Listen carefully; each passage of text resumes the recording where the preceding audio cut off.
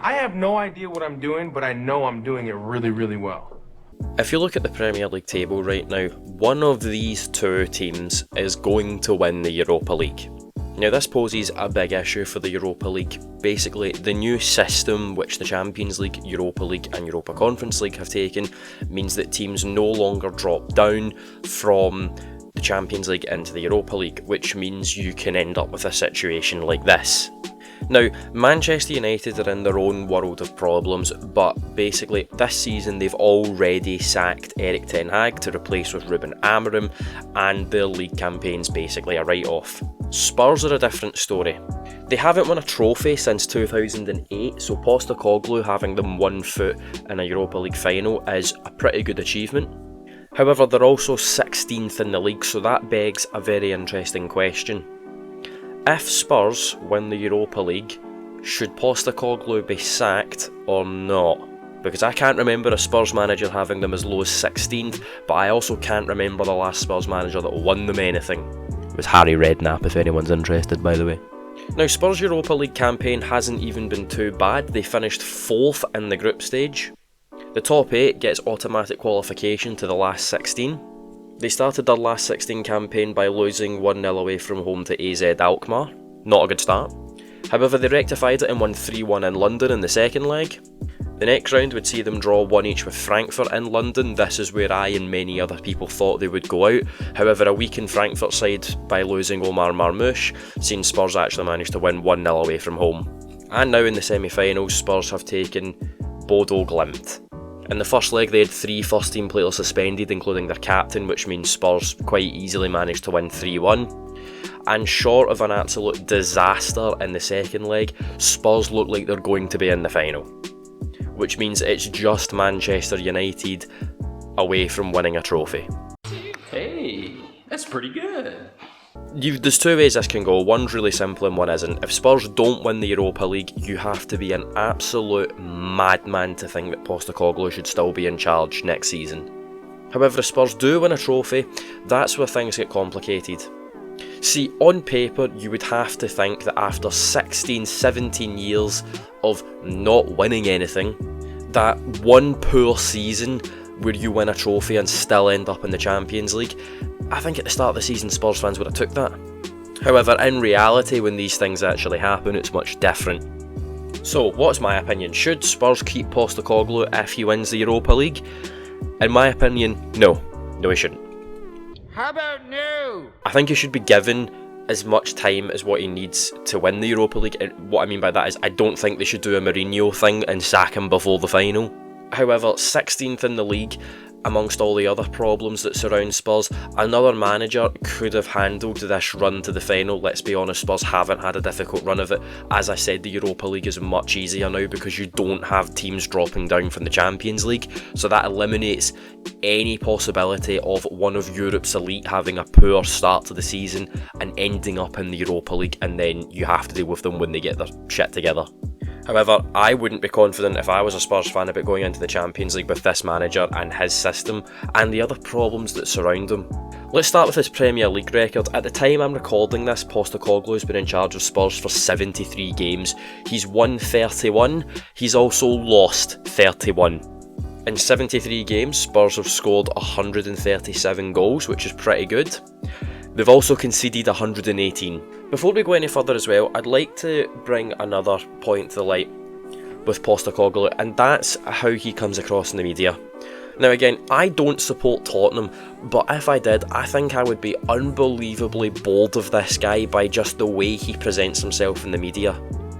He just constantly wants to fight with anyone. He takes so much criticism, which that it must be difficult for a manager in that position, but also you're 16th in the league with Tottenham.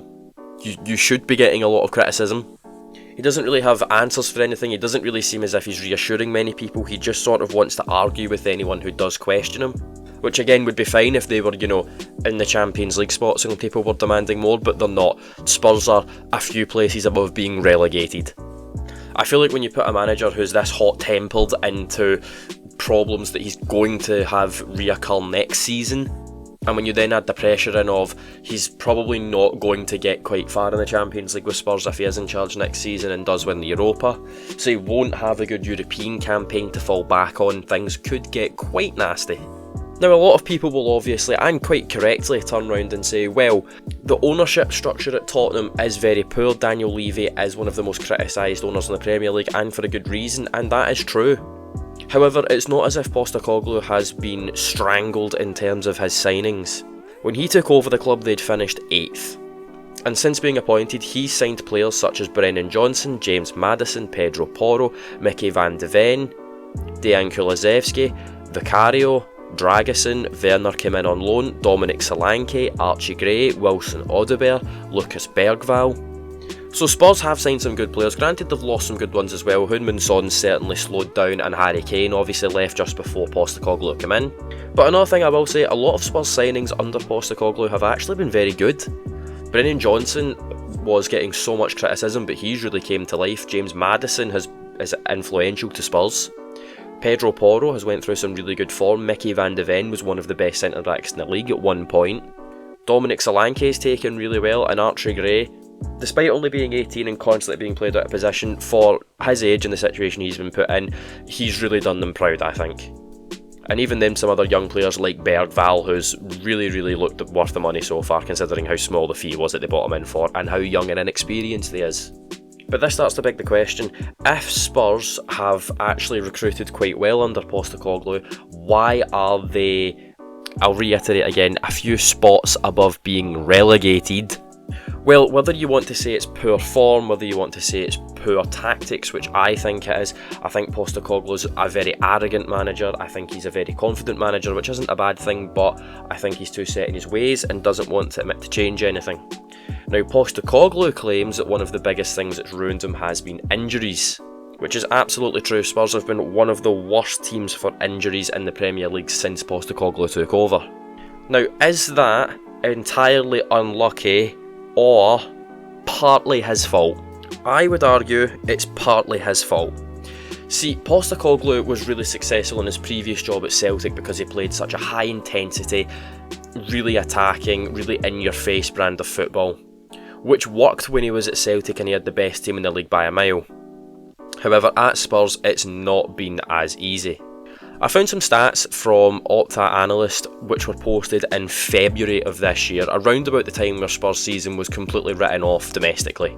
So a lot of these stats could have changed a lot by now, however, it paints the overall picture of how Spurs ended up in this place. Some of the stats I found were quite interesting.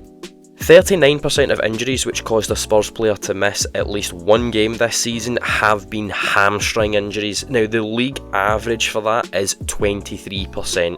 In fact, hamstring injuries make up 58% of Spurs muscle injuries. Again, the league average is only 41%. Now, these are much higher for Spurs, which again I think tells an interesting story about injuries. Postecoglou can't be blamed if Solanke goes out on a Saturday afternoon and a centre-back flies through his knee, shattering it into 100 places. However, when you understand the high intensity of Postecoglou's play at all times, it makes sense why muscle injuries, which aren't necessarily caused by impact but are more caused by intensity and just general wear and tear of playing at such a high level so constantly.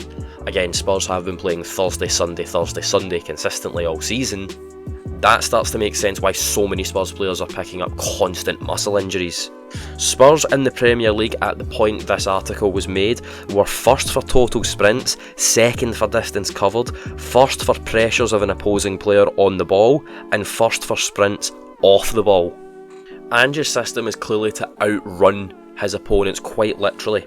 Spurs' win rate at this point in time, when they had ran more than their opponent, was 54%. That dropped to 9% when an opponent had ran more than them. Again, these stats were from the middle of February 2025, so not super up to date, but not mega long ago, and this really paints the picture of Ange's fault and Spurs' constant injury issues. So that leads me back to the original question, should Spurs keep Postecoglou if he wins the Europa League? I think it's really simple. If he doesn't win the Europa League, sacked on the spot. Yeah, you suck. No, you just fucking suck. I would be interested to know what Spurs fans think. I know a lot of Spurs fans genuinely do want him sacked even before the Europa League games. I don't think there's anything necessarily wrong with keeping him if he does win them their first trophy in 17 years. However, for me, and if I was a Spurs fan, I still would not want to see him in charge next season, even if he does win the Europa League. I think if it was a Premier League title or a Champions League title, then you couldn't really fault it. You'd instantly bide another season. However, I think a Europa League, given the easierness of the Europa League nowadays, when Spurs are sitting 16th in the table, really isn't great. At the time I'm recording this, there's 3 games to go and Spurs are only a point in front of West Ham. So if West Ham pick up 1 more point than Spurs in the remaining 3 games, Spurs will literally finish 17th, the spot above the one that gets relegated to the Championship. But that's just my opinion. I'd be interested to know what everyone thinks in the comment section below.